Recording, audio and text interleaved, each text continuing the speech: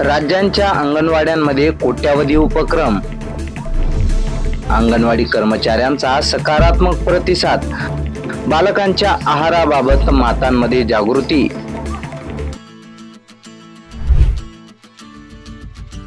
चिमुकल्यांसाठी वसुंधरा अभियान, एक पेड़ माँ के नाम अभियान यशस्वी राष्ट्रीय उपोषण उपक्रम राबवण्यात देशात महाराष्ट्र अव्वल क्रमांकावर आलाय। या कार्यक्रमाअंतर्गत महिला व बालकांच्या आहारांच्या संदर्भात गैरसमज दूर करण्याचा प्रयत्न केला गेला।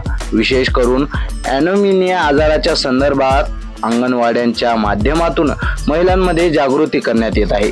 यामध्ये 10,516 अंगणवाडी केंद्रांमधून ही जागृती सुरू आहे। यामध्ये 6 महिने ते 6 वर्ष वयोगटातील बालके तसेच स्तनदा माता तसेच किशोरवयीन मुली यांना देखील लाभ देण्यात येणार आहे। या उपक्रमामध्ये एक पेड़ माँ के नाम चिमुकल्यांची वसुंधरा अभियानाद्वारे माता आणि बाल आरोग्य संदर्भात तसेच अनौपचारिक शिक्षण याबाबत देखील जागृती करण्यात येत आहे। अशाच बातम्या पाहण्याकरता आमच्या YouTube चॅनलला सबस्क्राइब करायला विसरू नका। धन्यवाद।